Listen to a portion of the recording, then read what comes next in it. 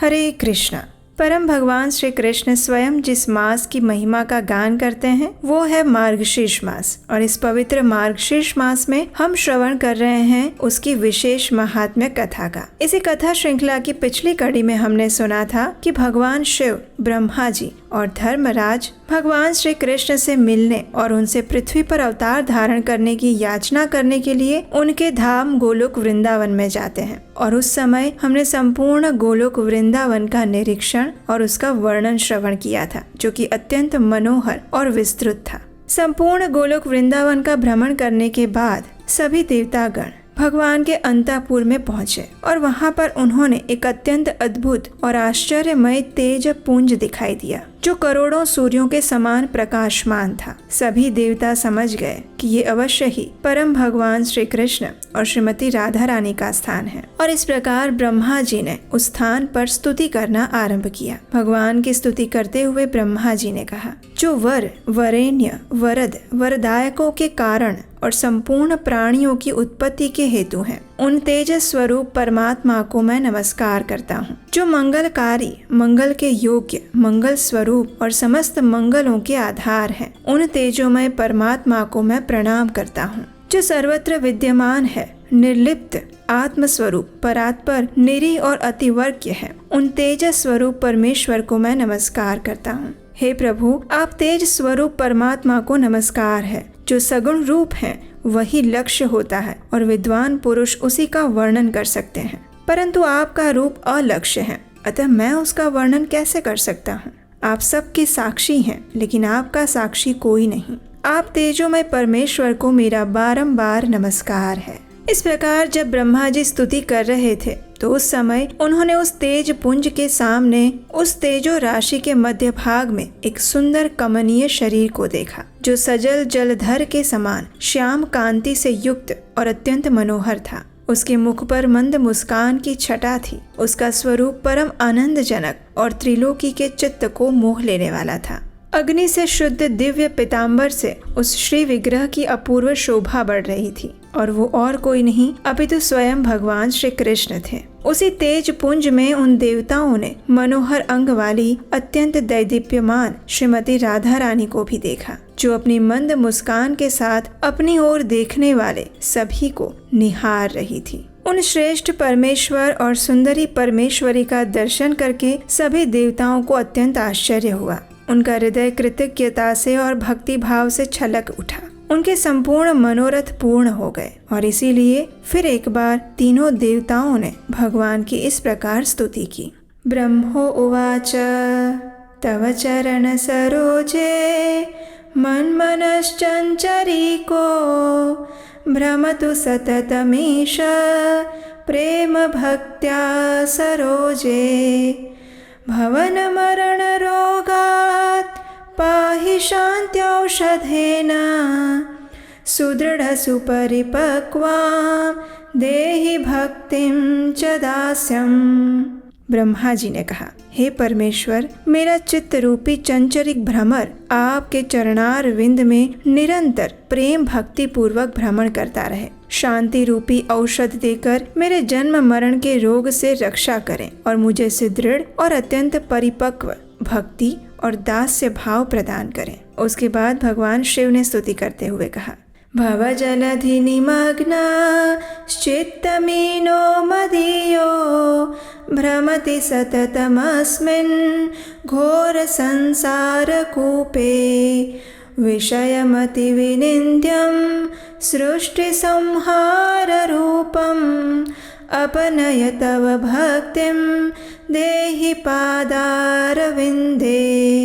हे प्रभु, भवसागर में डूबा हुआ मेरा चित्त रूपी मत्स्य सदा ही इस घोर संसार रूपी कूप में चक्कर लगाता रहता है। सृष्टि और संहार यही इसका अत्यंत निंदनीय विषय है।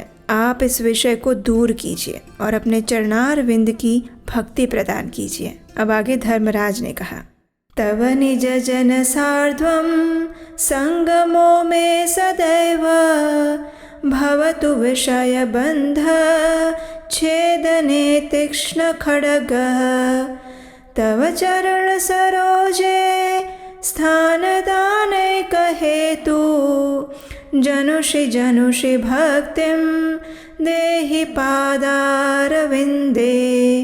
हे मेरे ईश्वर, आपके आत्मीय जनों के साथ मेरा सदा समागम होता रहे, जो विषय रूपी बंधन को काटने के लिए तीखी तलवार का काम देते हैं तथा आपके चरणार विंदों में स्थान दिलाने का एकमात्र हेतु हैं। आप जन्म जन्म में मुझे अपने चरणार विंदों की भक्ति प्रदान कीजिए।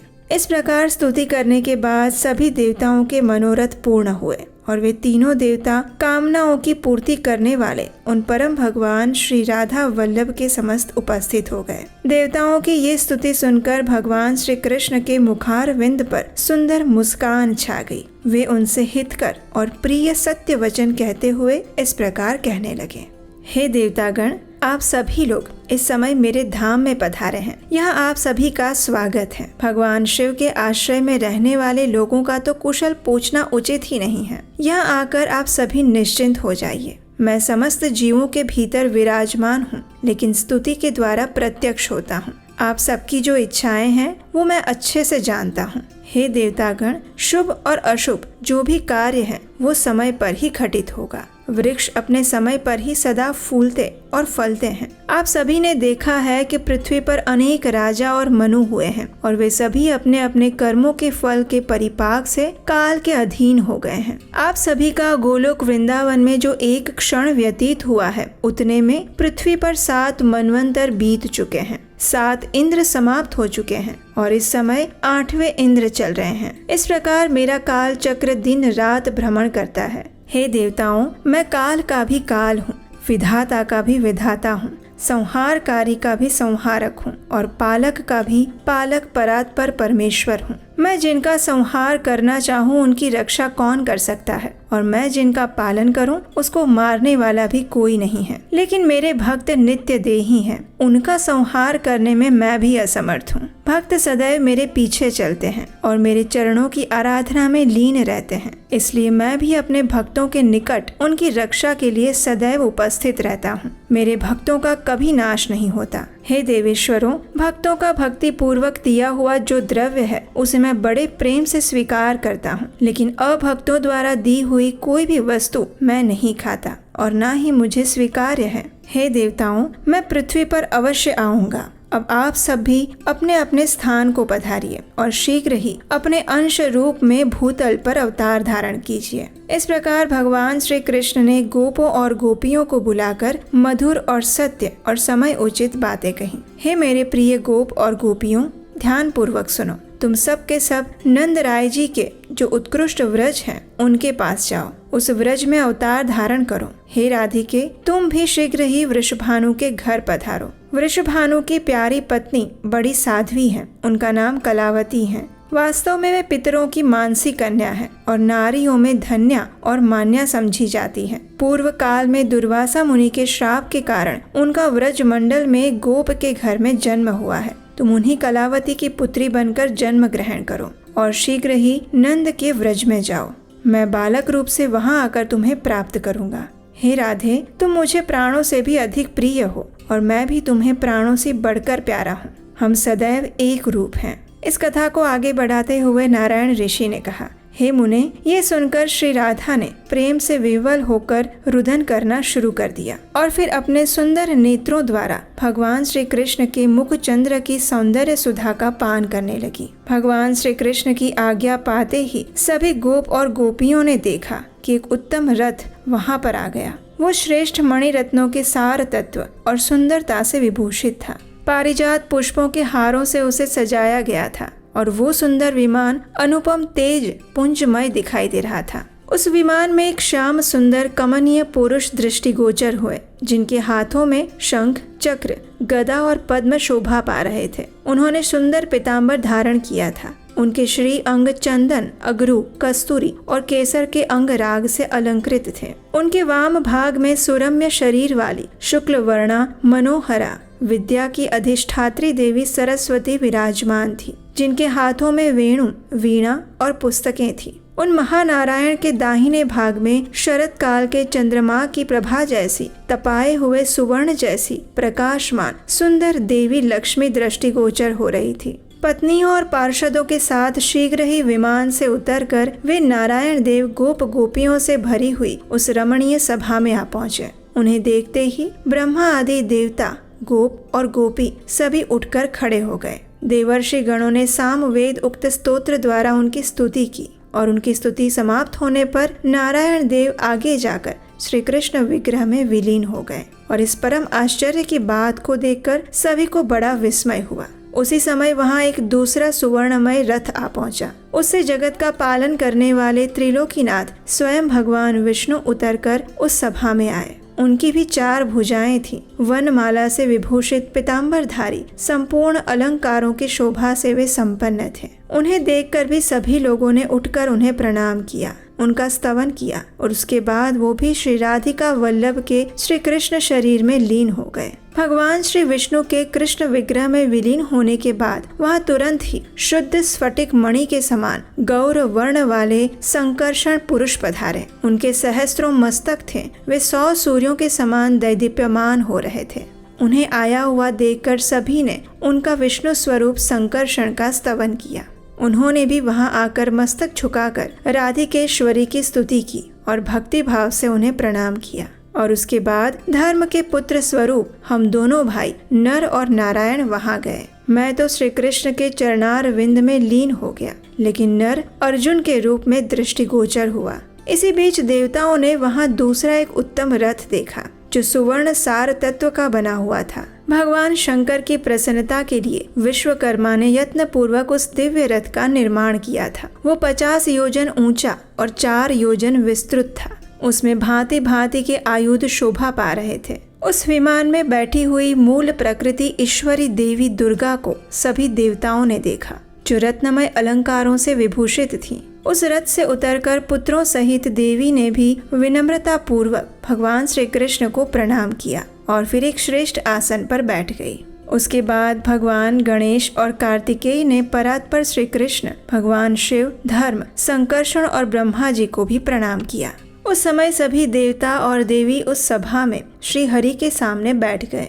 उन्हें देखकर अनेक गोप और गोपियां आश्चर्य से देखने लगे और फिर भगवान श्री कृष्ण ने कहा, हे देवी लक्ष्मी, आप नाना रत्नों से संपन्न भीष्मक के राजभवन में जाइए और वहां विदर्भ देश की महारानी के उदर से जन्म धारण कीजिए। मैं स्वयं कुंडिनपुर में जाकर आपका पानी ग्रहण करूंगा। उसके बाद जगदीश्वर श्री कृष्ण ने पार्वती देवी से कहा, सृष्टि और संहार करने वाली कल्याणमयी महामाया स्वरूपिणी देवी, हे शुभे, आप अंश रूप से नंद के व्रज में जाएं और वहां नंद के घर में यशोदा के गर्भ से जन्म धारण करें। मैं भूतल पर गांव गांव में तुम्हारी पूजा करवाऊंगा। समस्त भूमंडल में, नगरों और वनों में मनुष्य वहां की अधिष्ठात्री देवी के रूप में भक्ति भाव से आपकी पूजा करेंगे। आनंद पूर्वक नाना प्रकार के द्रव्य और दिव्य उपहार आपको प्रदान करेंगे। हे शिवे, आप ज्यों ही भूतल का स्पर्श करेंगी त्यों ही मेरे पिता वसुदेव यशोदा के सूतिका गार में जाकर मुझे वहां स्थापित कर देंगे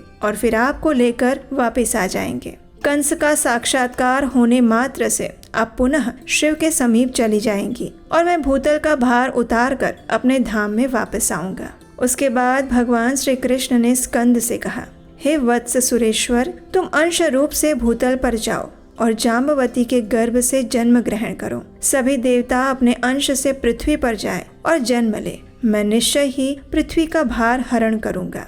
इस प्रकार कहकर भगवान राधिकानाथ श्रेष्ठ आसन पर बैठ गए और तब ब्रह्मा जी ने हाथ जोड़कर अत्यंत विनय पूर्वक भगवान श्री कृष्ण से पूछा, हे प्रभु, इस सेवक के निवेदन पर जरा ध्यान दीजिए। आज्ञा कीजिए कि भूतल पर किसके लिए कहाँ स्थान होगा। सेवक वही है जो सदा भक्ति भाव से प्रभु की आज्ञा का पालन करता है। तो कृपया आप मुझे ये बताइए कि कौन देवता किस रूप से अवतार लेंगे, देवियां भी किस कला से अवतीर्ण होंगी, भूतल पर कहाँ किसका निवास स्थान होगा और वो किस नाम से ख्याति प्राप्त करेगा। ब्रह्मा जी की बात सुनकर भगवान श्री कृष्ण ने उत्तर दिया, हे ब्रह्मन, जिसके लिए जहाँ स्थान होगा वो विधिवत मैं बता रहा हूँ। सुनो, कामदेव रुक्मिणी के पुत्र होंगे और शंबरासुर के घर में जो छाया रूप से स्थित है वो सती मायावती के नाम से प्रसिद्ध रति उनकी पत्नी बनेगी। आप उन्हीं रुक्मिणी नंदन प्रद्युम्न के पुत्र बनेंगे और आपका नाम अनिरुद्ध होगा। भारती शोणितपुर में जाकर बाणासुर की पुत्री होगी। जगदीश्वर अनंत देवकी के गर्भ से आकृष्ट रोहिणी के गर्भ से जन्म लेंगे। माया द्वारा उस गर्भ का संकर्षण होने से उनका नाम संकर्षण होगा। सूर्य पुत्री यमुना गंगा के अंश के साथ भूतल पर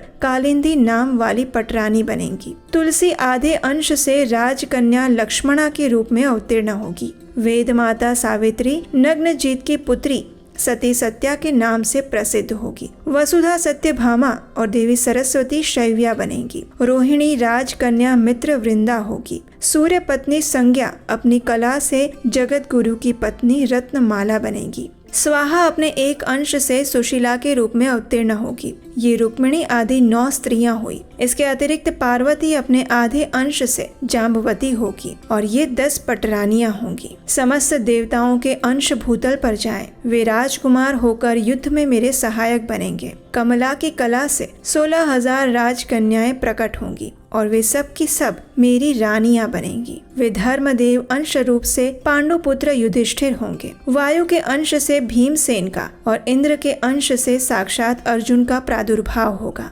अश्विनी कुमारों के अंश से नकुल और सहदेव प्रकट होंगे। सूर्य का अंश कर्ण बनेगा और साक्षात यमराज विदुर बनेंगे। कली का अंश दुर्योधन होगा। समुद्र का अंश शांतनु, शंकर का अंश अश्वत्थामा और अग्नि का अंश द्रोण होगा। चंद्रमा का अंश अभिमन्यु के रूप में प्रकट होगा। स्वयं वसु देवता भीष्म होंगे। कश्यप के अंश से वसुदेव और अदिति के अंश से देवकी होंगी। वसु के अंश से नंद गोप का प्रादुर्भाव होगा। वसु की पत्नी यशोदा होंगी। कमला के अंश से द्रौपदी होंगी, जिनका प्रादुर्भाव यज्ञ कुंड से होगा। अग्नि के अंश से महाबली दृष्टद्युम्न का जन्म होगा। शत्रुपा के अंश से सुभद्रा होंगी, जिनका जन्म देवकी के गर्भ से होगा। देवता लोग भारहारी होकर अपने अंश से पृथ्वी पर अवतीर्ण होंगे और इसी प्रकार देव पत्नियां भी अपनी कला से भूतल पर जाएंगी। हे नारद मुनि, ऐसा कहकर भगवान श्री कृष्ण चुप हो गए और ये सारा वृतांत सुनकर प्रजापति ब्रह्मा वहाँ अपने स्थान पर बैठ गए। और उस समय ब्रजेश्वरी श्री राधिका ने कहा, हे नाथ, मैं कुछ कहना चाहती हूँ, कृपया आप इस दासी की बात को भी सुनिए। मेरे प्राण चिंता से निरंतर जल रहे हैं, चित्त चंचल हो रहा है। आपकी ओर देखते समय मैं पल भर के लिए भी आंख बंद करने या पलक मारने में असमर्थ हो जाती हूँ। फिर प्राणनाथ, आपके बिना भूतल पर अकेली मैं कैसे जाऊंगी? आप मुझे कृपया सत्य कहें, वहाँ गोकुल में कितने काल के पश्चात आपके साथ मेरा अवश्य मिलन होगा? आपको देखे बिना एक निमेष भी मेरे लिए 100 युगों के समान है। वहाँ मैं किसे देखूंगी, कहाँ जाऊंगी, कौन मेरी रक्षा करेगा? आपके सिवा दूसरे किसी पिता, माता, भाई, बंधु, बहन, पुत्र का मैं क्षण भर भी चिंतन नहीं करती। यदि आप मुझे भूतल पर भेजकर माया से आच्छन्न करना चाहते हैं, वैभव देकर भुलाना चाहते हैं, तो मेरे समक्ष सच्ची प्रतिज्ञा करें। हे मधुसूदन, मेरा मन रूपी मधु आपके मकरंद युक्त चरणारविंद में नित्य निरंतर भ्रमण करता रहे। जिस योनि में मेरा जन्म हो, वहाँ आप मुझे अपना स्मरण और मनोवांछित दास्य भाव प्रदान करें। श्रीमती राधा रानी की इस प्रकार चिंता को सुनकर भगवान श्री कृष्ण ने कहा, हे महादेवी, सुस्थिर हो जाओ, भय का त्याग करो। जैसी तुम हो वैसा ही मैं हूँ। श्रीदाम के श्राप की सत्यता के लिए कुछ समय तक बाह्य रूप से मेरे साथ तुम्हारा वियोग अवश्य होगा। उसके बाद मैं मथुरा में आ जाऊंगा। वहाँ भूतल का भार उतारना, माता पिता को बंधन से छुड़ाना, अन्य भक्तों का उद्धार करना, द्वारका का निर्माण करना, राजसूय यज्ञ का दर्शन करना, 16,110 राजकन्याओं के साथ विवाह करना, शत्रुओं का दमन करना, बाणासुर की भुजाओं को काटना, मुनि मंडली का दर्शन करना, व्रज के बंधुजनों से वार्तालाप करना, पिता के यज्ञ का संपादन करना और उसके बाद वही शुभ बेला में पुनः तुम्हारे साथ मेरा मिलन होगा। फिर तुम्हें अध्यात्म ज्ञान का उपदेश देकर वास्तव में तुम्हारे साथ नित्य मिलन का मैं सौभाग्य प्राप्त करूंगा और उसके बाद मेरे साथ दिन रात तुम्हारा संयोग बना रहेगा। तुम्हारे साथ मेरा पुनः व्रज में आगमन होगा। हे प्राणवल्लभे, वियोग काल में भी स्वप्न में तुम्हारे साथ मैं सदैव रहूंगा। इस प्रकार श्रीमती राधा रानी को आश्वस्त करने के बाद भगवान श्री कृष्ण ने सभी देवताओं और देवियों से कहा, हे देवतागण, अब आप सभी लोग भावी कार्य की सिद्धि के लिए अपने अपने स्थान को पधारें। इस प्रकार सभी देवतागण देवी लक्ष्मी, सरस्वती और श्री राधिका सहित पुरुषोत्तम श्री हरि को भक्ति भाव से प्रणाम करके सभी देवता आनंद पूर्वक अपने अपने स्थान को चले गए। भगवान ने जिस कार्य का आयोजन किया था उसे सफल बनाने के लिए व्यग्रता पूर्वक वे भूतल पर पधारने लगे। उसके बाद परमेश्वरी राधा ने प्रभु की 7 बार परिक्रमा की। 7 बार प्रणाम करने के बाद पुनः उनके सामने उपस्थित हुई और उतने में ही करोड़ों गोप गोपियों का समूह वहां आ पहुंचा। उन सबके साथ श्री राधा ने पुनः श्री कृष्ण को प्रणाम किया और उसके बाद वे भूतल के लिए प्रस्थान कर गई। सभी लोग श्री हरि के बताए हुए स्थान नंद गोकुल को गए और फिर राधा रानी ने वृषभानु के घर में और गोपियां तथा अन्य गोपों के घर में गए। गोप और गोपियों के साथ श्री राधिका के भूतल पर चले जाने के बाद भगवान श्री हरि शीघ्र ही वहां पहुंचने के लिए उत्सुक हो गए। मन की गति से वे श्री हरि मथुरा में पहुंचे। पहले देवकी और वसुदेव के जो भी पुत्र हुए उन्हें कंस ने तत्काल मार दिया और इस प्रकार उनके 6 पुत्रों को उसने काल के ग्रास में डाल दिया। देवकी का 7वां गर्भ शेषनाग का अंश था, जिसे योग माया ने खींचकर गोकुल में निवास करने वाली रोहिणी जी के गर्भ में स्थापित कर दिया और फिर वो श्री हरि की आज्ञा से चली गई। इस कथा को सुनाते हुए भगवान श्री नारायण ने संपूर्ण कृष्ण जन्म का वर्णन सुनाया, लेकिन उसके बाद नारद मुनि के मन में एक और प्रश्न उठा और वो क्या था वो हम जानेंगे इसी कथा श्रृंखला की अगली कड़ी में। उसे सुनने के लिए आपके अपने चैनल को याद से सब्सक्राइब करके रख लीजिए, नोटिफिकेशन ऑन कीजिए, बेल आइकन दबा दीजिए और अगर आप चाहे तो हमारे व्हाट्सएप और टेलीग्राम ग्रुप्स के साथ भी जुड़ सकते हैं। उसका लिंक नीचे डिस्क्रिप्शन बॉक्स में मिल जाएगा। तो चलिए इस पवित्र मार्गशीर्ष मास का पूर्ण श्रद्धा और निष्ठा से पालन करते हुए भगवान श्री कृष्ण की दिव्य कथाओं का प्रतिदिन श्रवण करते हैं। हरे कृष्णा।